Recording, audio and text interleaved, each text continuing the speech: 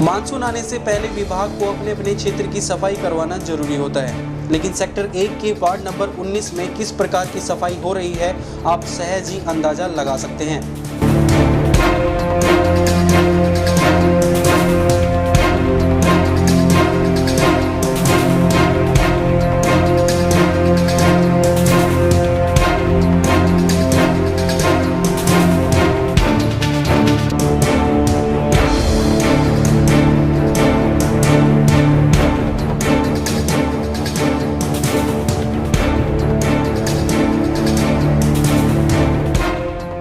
वहां के स्थानीय लोगों ने वार्ड पार्षद अनीता व्यास पर आरोप लगाते हुए बताया कि वो जैसे ही चुनाव जीती हमें इस दलदल में छोड़कर खुद अरावली अपार्टमेंट्स में रहने चली गई।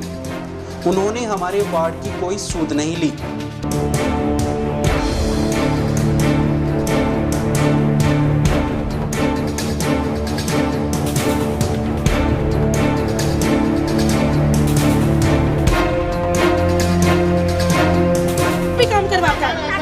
इतने मेहनत यहाँ पे चढ़ रहे हैं, किसी को कुछ कहो तो बोलता है वहाँ जाओ और वहाँ जाओ। आपके पार्षद का क्या कहना है?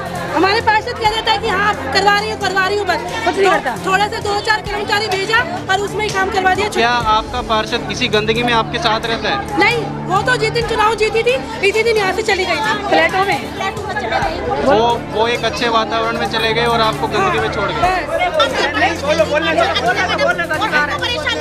गंदगी में बच्चे को घूम रहे हैं। आप लोग सेक्टर 1 में रह रहे हैं? हाँ, सेक्टर 1 में सफाई 2-3 में मोहल्ला सफाई करवाता है, ये नहीं कराती है, नीचे मैडम नहीं कराती। वहाँ तो मुझे तो चली गई, हमारे गाली में तो कभी देखने भी नहीं आती। वोट दिया ऐसे नहीं हो रही है, बिल्कुल भी नहीं आती।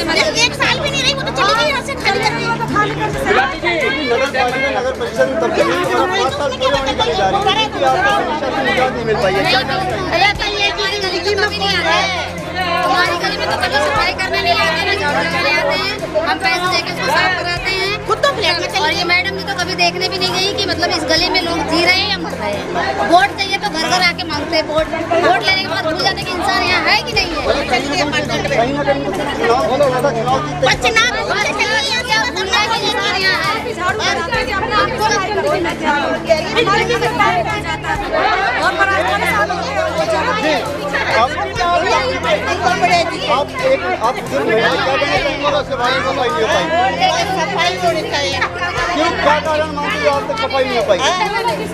किसी काम का नहीं है, पार्षद का यहाँ कोई मेंबर आता ही नहीं है। फिर आपने क्यों जिताया उसको? क्योंकि हमें पता नहीं था, उसने वादे बहुत किए, वो रह भी यहाँ रही, लेकिन जैसे इलेक्शन में 1 साल बाद आज जब भीड़ इकट्ठी हुई है तो पार्षद साहब को अपने वाद की याद आ रही है। याद आ गई सिर्फ वोटों के लिए कि आगे सीट को जीतना है, इसलिए। इससे पहले भी क्या उन्होंने आपके वार्ड की सुध ली है?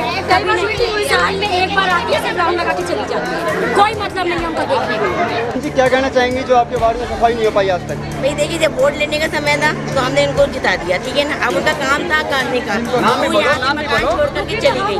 क्यों चले गए यहाँ से? उनकी जिम्मेदारी थी 5 साल तक यहाँ रहना चाहिए था उनको। यहाँ रह करके उनको देखना चाहिए था क्या क्या दिक्कतें आ रही हैं, कितनी दिक्कतें आ रही हैं। घरों में पानी जा रहा है हमारे, हम रह नहीं पा रहे हैं घरों में। कौन आपका पार्षद कौन है? हमारा पार्षद अनीता मैडम है। कहीं ना कहीं आपको ये नहीं लगता सिर्फ चुनाव जीतने के लिए उन्होंने यहाँ पे डेरा जमाया था? चुनाव जीते यहाँ पे लगता है ऐसे ही है। ये थी वार्ड नंबर 19 की महिलाएं, यानी कि सेक्टर 1 में अनीता व्यास जी यहाँ से अच्छे बहुमत से जीती थी, लेकिन इनका मानना है, इन महिलाओं का गुस्सा है कि वो सिर्फ चुनाव जीतने के लिए यहाँ पे डेरा जमाए बैठी हुई थी। चुनाव जीतने के साथ ही उन्हें इन दलदल में फंसा के, इन दलदल में छोड़ के वो अच्छे अरावली फ्लैट में चली गई और आज तक उन्होंने इस वार्ड की कोई सूद नहीं ली। आज जब यहाँ पे भीड़ इकट्ठी हुई है तो उन्हें अपने वार्ड की चिंता नजर आई। कहीं ना कहीं दोबारा यही है कि इन भीड़ में जाके दोबारा इनको किसी न किसी चीज़ का लालच देके दोबारा इनको वोट बैंक खींच सकें। हमने बात की महिलाओं से, अब हम बात करते हैं यहीं के स्थानीय पुरुषों से, उनका क्या कहना है।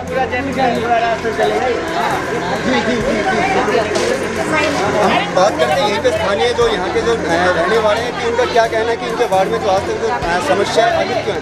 सबसे पहले नाम जानना चाहूँगा। योगेश जी, ये जो सेक्टर 1 है, इस सेक्टर 1 में जो पानी का जो लवालब भरे हुए, क्या कारण मानते हैं जो सफाई नहीं हो पाई? कारण है जी, सफाई नहीं होती है बिल्कुल सही तरह से। नाले सारे भरे पड़े हैं, दुनिया जो बनाई गई है वो खाली करके नहीं बनाई गई है। अंदर पत्थर भरे हुए हैं, ऊपर से नाले साफ किए हुए हैं। कोई सफाई नहीं होती है किसी प्रकार की, ना कोई देखने वालने वाला। हाउसिंग बोर्ड ने सिर्फ 1 सेक्टर ही नहीं बनाया, 1, 2, 3 पुरानी ऑल कॉलोनी बनाई थी, लेकिन सेक्टर 2 और सेक्टर 3 के मुकाबले ये ज़्यादा बदहाली पे आंसू बहा रहा है। ऐसा क्यों? उसका हमारा वो ये है कि हमारा पार्षद जो है हमारे यहाँ कोई देखने के लिए नहीं आता, कभी आज तक कोई देखने के लिए नहीं आता कि यहाँ क्या हो रहा है, क्या नहीं। आपने देखा है जितना पानी भरा हुआ है, बीमारियाँ फैल रही हैं यहाँ, लेकिन कोई सुनने वाला नहीं। तो चुनाव जीतने के बाद क्या आपने अपने वार्ड पार्षद से इस बात से अवगत कराया कि हमारे यहाँ पे अभी आपके सामने है, इससे पहले, क्योंकि अब तो नगर परिषद जाने वाला है। पहले भी कई बार कहा है, लेकिन कोई सुनवाई नहीं होती है। अगर हम हाउसिंग बोर्ड में जाते हैं तो वो नगर पालिका वालों के लिए ऊपर थोप देते हैं, नगर पालिका में जाते हैं वो यूआईटी वालों के लिए क्या देते हैं, हमारी कोई सुनने वाला नहीं, कोई माई बाप नहीं। हमारा मतलब इस हाउसिंग बोर्ड सेक्टर 1 का कोई माई बाप नहीं। सेक्टर वासियों ने बताया कि हम लोग आज नगर परिषद, नगर विकास न्यास और आवासन मंडल के दफ्तर अपनी समस्या लेकर गए, तो उन्होंने 2 बजे मौके पर आने की बात कह हमें टरका दिया, लेकिन आवासन मंडल के एईएन के सिवाय यहाँ कोई नहीं आया। जब एईएन साहब ने गलियों की हालात देखी तो बताया कि ये सब हमारा काम नहीं है, इसे तो नगर पालिका ही साफ करवाएगी। भागीरथ जी, हाउसिंग बोर्ड के द्वारा हाउसिंग बोर्ड कॉलोनी विकसित की गई थी और आज भी ये पुरानी हाउसिंग बोर्ड कॉलोनी के नाम से फेमस है, लेकिन फिर भी अपनी बदहाली पे आंसू बहा रहा है। ऐसा क्यों? कॉलोनी को हम 3 बार अलग अलग एजेंसी को दे चुके हैं मेंटेनेंस के लिए पैसे देके। पहले नोटिफाइंग एरिया कमेटी थी यहाँ, उसको दी थी हमने 89 में। उसके बाद में ग्राम पंचायत को एंड्रो को पैसे देकर की थी। उसके बाद 40 लाख रुपये बिड़ा को दिए थे कि इसकी मेंटेनेंस के लिए उन्होंने एस्टिमेट दिया था उसी हिसाब से। उसके बाद भी बिड़ा खत्म हो गई, न उठाएंगे ग्राम पंचायत से नगर पालिका से नगर परिषद बन गई, कोई भी संभालने को तैयार नहीं हुआ। अब बिड़ा भी खत्म हो गई। अब उसके बाद भी हमने कहा चलो कोई बात नहीं, नगर परिषद कॉन्ट्रैक्ट। उन्होंने बताया कि हम लोग काफ़ी महीनों से नगर परिषद को 101 लाख रुपए का चेक देने को तैयार हैं, पर न जाने नगर परिषद उस चेक को क्यों नहीं ले रहा। तो उन्होंने 101 लाख रुपए का हमको एस्टिमेट दे दिया कि 101 लाख रुपए दो, हम ले लेंगे, संभाल लेंगे। और 100 लाख का चेक 1 साल पहले आके वापस लौट गया, लेकिन उन्होंने नहीं संभाला। भागीरथ जी, जाना तो हमारे पास क्या है, ये स्वीपर्स या जो भी होते हैं सफाई कर्मचारी नहीं होते, बोर्ड ये चीज़ों को नहीं करता है एक्चुअली में। इसलिए सरकारी आदेश है कि जो भी कॉलोनी डेवलप हो जाती है उसको लोकल बॉडी को दे जाए मेंटेनेंस के लिए, उनको जो खर्चा हो मेंटेनेंस के लिए जो भी नगर पालिका, नगर परिषद, निगम। सर, जानना चाहूँगा, नगर पालिका से नगर परिषद बनी, ग्राम पंचायत शुरू से हट चुकी है, लेकिन जो आपकी जो लड़ाई 101 लाख रुपए की जो लड़ाई है वो आज की नहीं है, पिछले काफ़ी सालों से चलती आ रही है। चूँकि नगर पालिका जाने की कगार पे है और नई नगर पालिका, नई परिषद का गठन होने जा रहा है, तो ये क्या है, जो आम जनता ये आखिर जाए तो कहाँ जाए, तो किसके पास जाए? इसका मतलब ये नहीं कि आपने कॉलोनी को विकसित कर दिया, नहीं तो हम परिषद से ये तो कर रहे हैं, हम सहयोग करने को और भी तैयार हैं परिषद के साथ में। वो एक बार आए तो सही, संभाले सही। वो कहे कि नहीं साहब इससे हमारा नहीं होता, अलग यूआईटी रोड बना दी, सिविल लाइन बना दी, उसके बाद जो 101 लाख का एस्टिमेट दिया उसके बाद ये सारा काम हो चुका है।